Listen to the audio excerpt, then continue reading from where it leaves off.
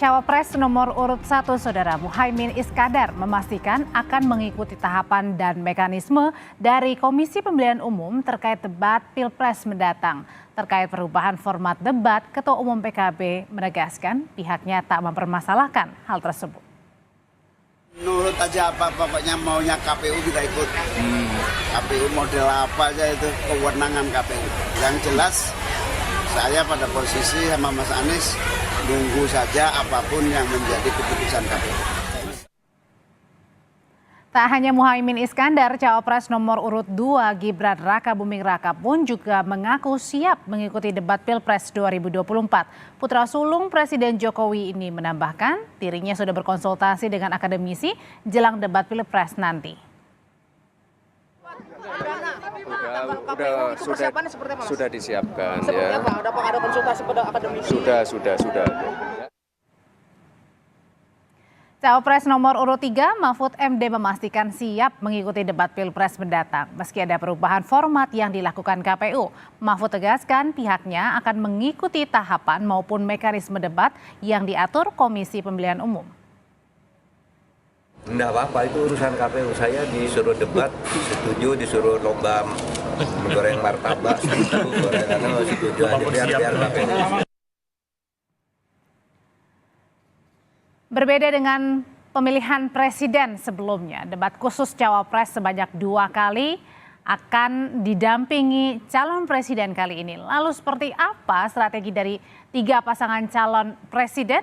Untuk mengulasnya, sore hari ini sudah bergabung di Kompas Petang melalui sambungan virtual. Ada anggota tim pemenangan Anies Muhaimin, Nihayatul Wafiro, ada juga Wakil Ketua TKN Prabowo Gibran, Edi Suparno yang akan segera bergabung, dan juga Jubir TPN Ganjar Mahfud, Andi Wijayanto. Selamat sore Mas Andi, Mbak Nihayatul. Selamat sore Mbak. Selamat sore. Oke, saya mau ke Mbak Nihayatul dulu. Mbak, sebenarnya pada saat bertemu dengan KPU, format Cawapres yang didampingi Capres ini sebenarnya sudah disepakati belum sih oleh semua paslon 1, 2, dan 3? Jadi saya adalah pelaku sejarah karena saya yang datang ke KPU. Jadi kalau Pak Derajat di press release-nya tidak menulis nama saya, kalau belum kenal saya perkenalkan nama saya Nihayatul Wafiro, co-kapten di Timnas Anies Muhaimin. Jadi saya yang datang di tempat itu. Dan yang disepakati baru 2 Mbak, yang disepakati baru 2 saat itu di KPU. Yang pertama adalah debat dilaksanakan di Jakarta. Jadi kalau awalnya adalah diskusi bahwa debatnya ini apakah satu pembukaan kick off-nya di Jakarta atau habis itu ke tempat lain. Akhirnya disepakati adalah satu, debat itu dilaksanakan semuanya di Jakarta. Lokasi berarti tempatnya ya? Di KPU atau di tempat lain itu belum diputuskan. Ya, lokasi. Yang kedua adalah waktu debat. Waktu debat itu tanggalnya. Yang pertama adalah disepakati tanggal 12 Desember, tanggal 22 Desember, tanggal pertama tanggal 14 Januari dimajukan tanggal 7 Januari, lalu tanggal 21 Januari dan tanggal 4 Februari. Itu saja 2 poin itu yang disepakati ketika di KPU. Nah, selanjutnya apa yang lainnya? Hal-hal yang lainnya seperti komposisi, lalu mekanisme, lalu topik dan sebagainya, KPU meminta kami dari 3 tim paslon ini untuk membuat surat resmi. Yang disampaikan ke KPU. Nanti kemudian KPU akan mengundang kita untuk memutuskan. Begitu kesepakatannya tanggal 29. Jadi kalau format itu sampai baru tahu sekarang ini, belakangan ini? Jadi sebenarnya waktu itu sempat didiskusikan tapi kita belum sampai pada kata finalnya Mbak, belum kata finalnya seperti apa, formatnya seperti apa, belum ada sampai itu, dan kita diminta untuk mengajukan usul lewat surat resmi. Dan kami tim Amin boleh tahu waktu itu usulannya apa, Mbak Wafiro? Oke, panggil Nini saja ya Mbak ya. Oke, soal format aja Mbak, biar nanti saya mau nanya ke masing-masing tim juga nih. Oke, formatnya Timnas ini poin 1. Timnas Amin merekomendasikan setidaknya 2 agenda debat antar pasangan calon presiden dan wakil presiden, 2 debat antar calon presiden, dan 1 debat untuk antar calon wakil presiden dengan komposisi urutan sebagai berikut. Debat topik 1, debat antar pasangan calon presiden dan calon wakil presiden, jadi berpasangan. Yang kedua, debat antar calon presiden. yang ketiga debat antar calon wakil presiden, yang keempat debat antar calon presiden, dan kelima debat antar pasangan calon presiden dan calon wakil presiden. Jadi ada 2 kali debat yang itu kita minta untuk berpasangan, yang 2 kali debat untuk calon presiden dan 1 kali debat untuk calon wakil presiden. Dan itu tanpa pendampingan ya? Kita tidak persoalan pendampingan dan tidak, karena posisi kita pada posisi yang ini, dan sebenarnya kalau dibolehkan sebenarnya kita ingin mengusulkan debat itu 6 kali atau 7 kali ya, biar semakin detail. Tapi karena di PKPU-nya kita hanya 5 kali, jadi kita berpegang pada. Oke, sekarang saya mau ke Mas Edi dulu, Mbak Nihayatul. Mas Edi, waktu itu sebenarnya kan katanya juga diminta usul, termasuk dari tim Paslon 2. Waktu itu usulan debatnya seperti apa? Apa yang diusulkan dari tim, Mas Edi? Baik, terima kasih. Kita sesungguhnya mengusulkan apa yang pernah disampaikan oleh KPU sebelumnya. Jadi apapun format yang nanti akan diajukan oleh KPU, tentu kami akan menyepakati. Jadi tidak ada usulan spesifik dari Timnas Prabowo Gibran terkait hal ini. Yang ada adalah masukan dari KPU akan kita terima, akan kita tampung, dan kita akan laksanakan. Jadi apakah formatnya itu kemudian merupakan format di mana nanti akan ada debat capres dan cawapres secara bersama-sama, secara terpisah, maupun dilaksanakan dalam berapa kali, dalam konteks 5 kali debat itu, kami dalam hal ini mengikuti apa yang akan diputuskan oleh KPU. Jadi tidak ada permintaan spesifik dari kami terkait format dari debat itu sendiri, Mbak. Oke, jadi serahkan aja, kami percaya ke KPU gitu ya, Mas Edi ya? Ya, karena penyelenggaranya kan adalah KPU. Jadi kita serahkan pada penyelenggara. Oke, saya ke Mas Andi. Kalau dari tim sendiri, Mas Andi, ini menyerahkan juga nggak sih semuanya ke KPU atau ada usulan-usulan yang memang diusulkan oleh tim pemenangan? Kami memberikan usulan detail sesuai permintaan KPU. KPU meminta usulan tertulis yang kami sampaikan hari Jumat jam 4 sore. Di usulan itu secara format kami mengusulkan 5 kali, 2 kali capres, 2 kali cawapres, lalu 1 kali pasangan. Tema-tema debatnya per debat 1 sampai 5 sudah kami usulkan. Kota disepakati di Jakarta, tanggal disepakati sesuai dengan usulan KPU. Lalu kami juga mengusulkan format debat dalam bentuk podium dan town hall. Kalau untuk usulan misalnya cawapres ada pendampingnya capres, ada usulan juga dari tim ya, Mas? Kami ikut undang-undang dan penjelasan undang-undang bahwa debat itu ada debat capres dan ada debat cawapres. Ya, tidak diatur tentang pendamping di undang-undang dan penjelasan. Oke, tapi keberatan nggak dengan adanya pendamping kalau untuk debat cawapres misalnya? Kalau itu disepakati antara KPU dengan 3 paslon, tidak masalah. Tapi prosesnya harus dilakukan antara KPU dan 3 paslon. Oke, 3-tiganya harus disepakati. Kalau Mbak Nihayatul sendiri dari tim sepakat dengan format yang ada sekarang ini? Atau ada catatan? Saya ingin menyampaikan. Benar, saya ingin menyampaikan bahwa bahwa di dalam catatan kami di Timnas Amin itu pasangan paslon nomor 2 ini meminta tidak ada debat sebenarnya, tapi penyampaian visi misi. Jadi penyampaian visi misi, dan bahkan saat itu kita catat itu betul bagaimana sebenarnya paslon nomor 2 ya disampaikan langsung ketika rapat. Jadi bagaimana waktu 150 menit itu cukup untuk menyampaikan visi misi yang begitu tebal kalau kita ini debatnya antar calon. Jadi mereka mengusulkan, tim paslon nomor 2 adalah bagaimana mereka paslon ini bisa hanya menyampaikan visi misi melalui panelis. Jadi tidak perlu berdebat, ada debat antar calon. Itu kita catat betul itu, dan kami di Timnas Amin ini terus terang kita tidak menyepakati itu, karena bagaimanapun kita butuh kualitas, butuh melihat kualitas dari pasangan ini, sehingga yang kita fokuskan juga yang namanya debat ya berarti harus debat antar calon, tidak hanya menyampaikan visi misi. Itu Oke, kenapa sih Mas Edi waktu itu ada usulan justru nggak perlu ada debat, sampaikan aja visi misi? Ya karena memang kan ini masa kampanye kita kan sangat singkat. Di dalam masa kampanye singkat itu penyampaian visi misi program itu juga relatif bisa dikatakan tidak menyeluruh. Tidak ada event tertentu di mana masing-masing pasangan calon yang pada saat ini pemilu ini kita hendak melakukan adu gagasan itu memiliki kesempatan untuk adu gagasan tersebut. Jadi gagasannya harus disampaikan, harus dielaborasi secara komprehensif, secara menyeluruh agar masyarakat yang mengikuti debat ini bisa memahami.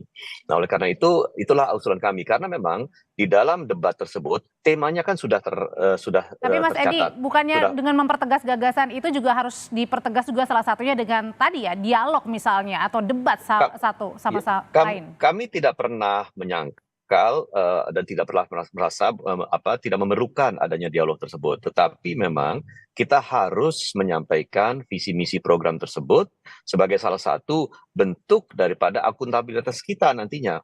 Pada saat nanti kita kemudian dipilih oleh masyarakat dan masyarakat juga memilih akan melakukan uji publik terhadap program yang kita ajukan. Nah, inilah formatnya dalam debat tersebut. Jadi saya kira penyampaian itu merupakan hal yang sangat penting. Oke, kalau dari Mas Andi sendiri, dari tim sebenarnya debat itu menurut Mas Andi dan juga tim penting nggak sih? Seberapa penting kalau memang penting? Debat itu mandat undang-undang dan peraturan PKPU memakai kata eksplisit debat. Jadi bukan monolog misalnya, harus debat. Itu yang disepakati di DPR dan itu yang ada di PKPU. Kami ikut saja dengan apa yang sudah ada di undang-undang dan PKPU. Kami menyadari bahwa masa kampanyenya sempit 90 hari. Karena itu 90 hari ini pasangan kami Mas Ganjar dengan Pak Mahfud sibuk keliling. Mas Ganjar Merauke, NTT, NTB, Sulawesi Tengah, Sulawesi Tenggara, ya antara lain untuk menyampaikan visi misi supaya publik ketika Mas Ganjar, Pak Mahfud bergerak di daerah-daerah bisa mendengar langsung dari kandidat kami apa visi misinya. Kami sudah menyampaikan visi misi tentang kesehatan, tentang guru ngaji, tentang perumahan, tentang disabilitas, dan seterusnya dalam 1 minggu pertama kampanye ini. Jadi kita memang harus mengkombinasikan apa permintaan undang-undang, harus debat. Karena wajib dan juga perlu itu ya Mas Andi berarti ya, debat itu ya? Iya, wajib. Karena undang-undang dan peraturannya memakai kata debat, tidak memakai kata yang lain. Mbak Nihayatul? Iya, benar. Jadi memang kalau kita dilihat PKPU nomor 15 ya, PKPU nomor 15 itu sudah tertulis jelas bahwa debat, dan debat itu ada debat khusus untuk presiden dan debat untuk wakil presiden. Jadi sebenarnya kalau hanya sekedar visi misi, sebenarnya kita bisa sharing saja ngomong visi misi itu lewat media yang kita miliki sekarang, lalu paslon mengunjungi tempat-tempat yang lain. Jadi kalau kami di tim Anies Muhaimin tetap harus menggunakan debat karena ini selain mandat, ini adalah untuk waktu kita untuk mengelaborasi. Dengan waktu yang sempit hanya 90 hari untuk kampanye, ini memang sudah waktu yang sangat tepat untuk ada 5 kali debat pasangan calon presiden dan wakil presiden. Kami di tim Anies lebih menyepakati bahwa ini harus tetap debat, tidak hanya sekedar penyampaian visi misi. Kalau penyampaian visi misi itu adalah tanggung jawab dari tiap paslon. Tapi bagaimana kita melihat kualitas, ini tujuan dari debat itu. Mbak Nihayatul, sebenarnya yang dilihat tim sendiri, debat ada atau nggak ada, siapa yang paling diuntungkan sebenarnya dalam hal ini? Masyarakat. Karena masyarakat yang paling diuntungkan, karena masyarakat akan tahu kualitas dari tiap-tiap paslon yang mereka akan pilih. Ketika pemilu ini bisa memberikan gambaran yang sangat detail, gambaran yang kualitas pasangan calon kita dengan lebih detail lagi. Ini yang akan mendapat manfaat paling banyak adalah masyarakat, karena masyarakat berarti tidak memilih kucing dalam karung seperti itu. Mereka akan tahu betul bagaimana kualitas dari pasangan calon ini, dan ini penting sekali. Ini juga sebagai bentuk pendidikan politik untuk masyarakat. Mas Edi, 2 tim ini sudah bilang penting. Mas Andi bilang ini udah ada di undang-undang, wajib dan juga perlu. Mbak Nihayatul bilang yang diuntungkan sebenarnya masyarakat loh dengan debat ini. Mas Edi? Saya tidak memungkiri bahwa masyarakat itu kemudian menjadi yang mendapatkan manfaat terbesar karena memang itu merupakan bagian dari tanggung jawab kita kepada masyarakat untuk mengedukasi masyarakat. Saya kemudian juga menyampaikan dalam kesempatan ini bahwa apapun yang akan nanti diputuskan oleh penyelenggara pemilu dalam hal ini, apakah formatnya debat, berapa kali debat antara pasangan calon secara lengkap, secara tersendiri-sendiri, format debatnya seperti apa, itu akan kami ikuti. Nah, tentu pada saat penyampaian pandangan, kan kita memiliki pandangan yang berbeda-beda. Dan itu menurut saya sah saja kita sampaikan. Nah, nanti pandangan tersebut ya tentu nanti akan dibahas. Saya pikir yang paling bijak memutuskan nanti adalah KPU. Dan kita tentu sebagai peserta pemilu, peserta pilpres yang taat akan melaksanakan apa yang diputuskan KPU. Ya, tapi kalau misalnya dari bagi tim Ganjar sendiri, siapa yang paling diuntungkan? Ada atau tidak ada debatnya, Mas Andi? Ya, sama dengan Mbak Nia Yatul bahwa masyarakat pemilih yang akan paling diuntungkan. Dari 6 orang kandidat yang ada, 4 orang pernah melakukan debat. Ya tentunya Pak Prabowo pernah berdebat dengan Pak Jokowi. Pak Ganjar pernah berdebat dalam pilihan gubernur, Mas Anies dalam pilihan gubernur, Mas Gibran dalam pemilihan wali kota. Yang tidak pernah melakukan debat dalam karir politiknya itu Pak Mahfud dan Caimin.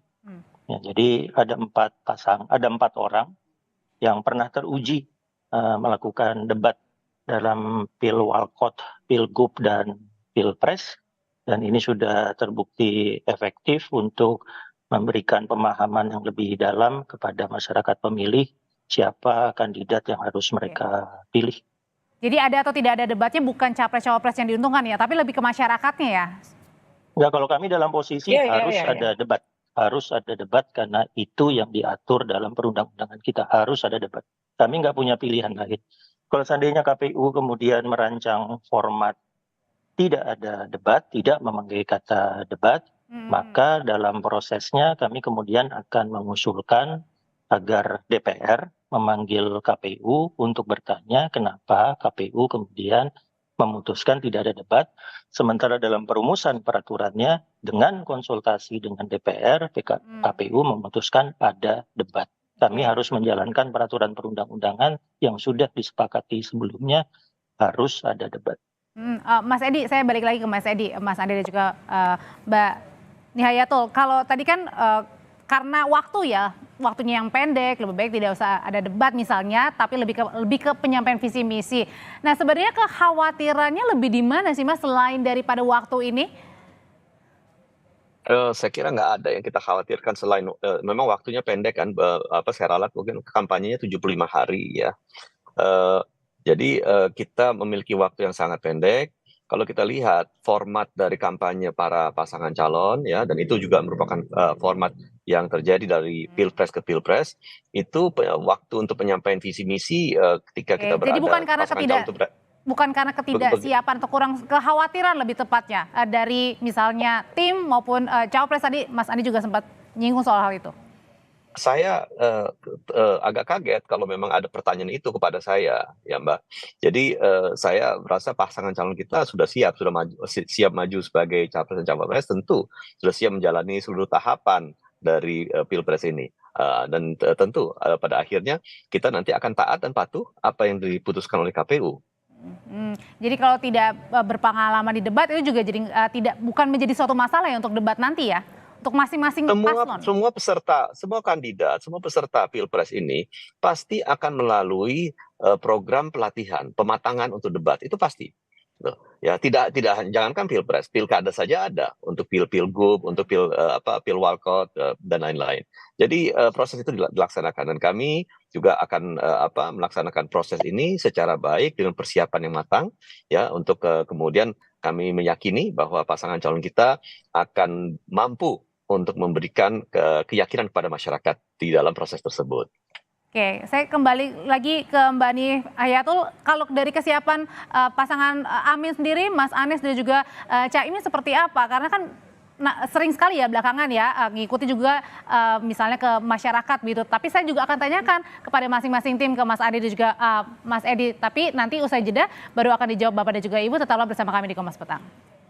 Mas Edi, kalau dari sebelum-sebelumnya kan yang saya lihat ini Pak Prabowo dan juga Mas Gibran agak jarang ya mengikuti, bahkan tidak ada ya mengikuti lembaga-lembaga yang mengundang keduanya untuk sebenarnya memaparkan visi misi, adu gagasan bersama dengan lembaga-lembaga yang kredibel, termasuk juga dengan masyarakat yang mengadakan. Nah, kalau debat diadakan, ini dengan formatnya juga berubah, capres didampingi dengan cawapres dan cawapres juga didampingi dengan capres. Nah, ada kekhawatiran nggak misalnya dengan persepsi masyarakat yang menguntungkan pasangan dua? Mungkin saya ingin tanggapi dulu pernyataan penggalan pertanyaan pertama bahwa Pak Prabowo dan Mas Gibran jarang melakukan dialog, diskusi publik. Perlu saya sampaikan Pak Prabowo sangat rajin melakukan itu dengan PP Muhammadiyah, dengan CSIS dan lembaga lainnya. Berdua maksudnya, Mas? Ya. Ya, makanya saya selesaikan dulu silakan. ya. Dan ini kita masih dalam tahapan awal kampanye. Jadi masih banyak juga event yang nanti dihadiri oleh beliau-beliau itu secara bersama-sama. Gitu. Jadi maksud saya kemarin itu mungkin masih belum dalam tahapan kampanye. Ya sekarang ini dalam tahapan kampanye saya kira berdua itu nanti akan tampil lebih sering lagi. Nah itu. Jadi menurut hemat kami itu yang mungkin menjadi statement yang perlu kami sampaikan di sini. Nah, kedua, kalau ditanyakan kekhawatiran, saya kira tidak ada kekhawatiran ya, karena dalam hal ini masing-masing memiliki kelebihan dan masing-masing memiliki porsi untuk menyampaikan pandangan, gagasan sesuai dengan apa yang sudah mereka kuasai. Seperti Pak Prabowo, kita sudah tahu apa yang menjadi kompetensi beliau, dan beliau juga punya pengalaman dalam debat Pilpres. Mas Gibran juga dalam hal ini memiliki kompetensi di bidang UMKM, di bidang pengelolaan tata kota, di bidang startup dan lain-lain. Jadi saya kira hal-hal tersebut tentu tidak mengkhawatirkan kami. Kalau memang kita bicara, memang perlu ada adu gagasan terkait isu-isu yang memang sudah ditetapkan apa saja temanya. Mbak Nihayatul, dengan pengubahan format debat capres yang biasanya sudah dilakukan di 5 tahun sebelumnya, ini berbeda kali ini didampingi masing-masing gitu ya. Apa sih yang dilihatnya, Mbak? Kalau kami kan duit tunggal sebenarnya, Mbak. Jadi kami itu selalu bilang bahwa kami ini, paslon kami ini adalah duit tunggal. Dalam artian paslon kami ini punya kualitas yang sama. Jadi adanya pendampingan atau tidak itu tidak memberikan efek apapun. Yang jelas paslon kami siap untuk adu gagasan, adu berdebat, adu visi misi dengan paslon-paslon lainnya. Jadi sebenarnya ini tidak akan mempengaruhi apapun. Ada cuma satu kata, siap kita. Termasuk Caimin ya, Mbak Nia itu? Oh iya dong. Beliau walaupun katakan Pak walaupun tadi dikatakan Mas Adi, Pak Muhaimin tidak memiliki pengalaman untuk debat, tidak memiliki pengalaman debat di pilkada. Tapi coba track record beliau ketika menjadi wakil ketua DPR termuda sejak umur 35 tahun, itu bagaimana lobbying, negosiasi, debat itu sudah menjadi jagonya beliau. Kalau bagi Mas Andi sendiri, bagi tim 3 TPN gitu ya, sebenarnya apa sih yang dilihatnya dengan perubahan format kali ini di Pilpres 2024, menimbulkan persepsi masyarakat seperti apa yang dilihatnya, Mas Andi? Seperti yang tadi disampaikan Mbak Nihayatul ya, sebetulnya belum diputuskan. Yang baru diputuskan itu Jakarta, 5 kali debat dan tanggal. Oh, jadi artinya masih bisa berubah formatnya? Ya, mestinya ada rapat hari Jumat jam 2 siang, kalau saya tidak salah, tapi diputuskan di rapat sebelumnya. Lalu KPU-nya sampai membatalkan rapat jam 2 siang itu, dan sampai hari ini kami tidak tahu rapat berikutnya kapan. Apa sudah ada, Mbak? Alasan rapat pembatalannya? kapan? Belum ada, sepertinya kita belum mendapat undangan dari KPU. Kami sampai hari ini tidak tahu kapan rapat berikutnya. Kami diminta untuk menyampaikan usulan tertulis. 03 sudah menyampaikan usulan tertulisnya, sangat detail, ditandatangan langsung oleh Pak Arsyad sebagai ketua dan Pak Hasto sebagai sekretaris. Oke, Mas Andi kan juga Mas Andi adalah tim pemenangan di 2019 ya. Ya, apa tadi alasan penundaan dan lain sebagainya ini sebenarnya ada nggak sih tarik ulur di dalam debat sendiri? Iya, ya prosesnya terjadi tarik ulurnya. Memang seperti itu. Ya, seperti yang tadi disampaikan Mbak Hayatul, ada tarik ulurnya, ada usulan tidak ada debat. Di 2019 maksudnya, Mas? Berkaca 5 tahun. Untuk debatnya tidak. Untuk format debat tidak ada tarik ulur di format debat. Yang ada itu di hal-hal teknis ya. Misalnya nanti yang paling pas yang menyiarkan TV mana, topik untuk cawapres sebaiknya yang mana, topik capres sebaiknya yang mana, hal-hal teknis dan kali ini itu. ada ya tarik Tapi ulur. format debatnya tidak pernah dibincangkan bahwa harus ada debat atau tidak ada debat di 2014 2019 tidak ada pembicaraan itu. Oke, Mas Edi juga kan menjadi tim sukses ya waktu di 2019. Sebenarnya ada debat kali ini maksudnya formatnya aja didebatin gitu. Sebenarnya apa sih yang menjadi kendalanya, problemnya sampai sekarang belum dipanggil-panggil sama KPU juga itu? Mas Edi? Ya itu mungkin pertanyaan harus ditanyakan ke KPU, bukan ke kami karena menggunakan. Karena kan Mas Edi juga berpengalaman di 2019 nih. 2019 ya begini, saya kira memang kan kita mencari format untuk penyempurnaan debatnya ya. Jadi berbagai format tentu kita bisa ajukan, kita bisa sampaikan untuk kita diskusikan bersama-sama dan kembali lagi kita tidak pernah menutup diri untuk melakukan diskusi dialog tentang format tersebut dan kalau memang itu dalam pertemuan dengan KPU itu adalah salah satu agenda untuk pembahasan daripada format debat ya tentu kita akan laksanakan, kita akan ikut dalam diskusi itu mencapai kata sepakat bagaimana format akhir daripada debat yang akan kita laksanakan. Oke, kalau dari Mbak Nia itu sendiri nih untuk strategi menghadapi debat pertama ini udah kurang dari 2 minggu lagi ya, 12 Desember nih. Jadi strateginya sebenarnya kalau soal skill kami sudah sangat yakin yang namanya dengan paslon kami itu sudah sangat punya skill untuk bagaimana melakukan debat, punya skill untuk bagaimana menyampaikan materi visi misi dengan baik dan sebagainya.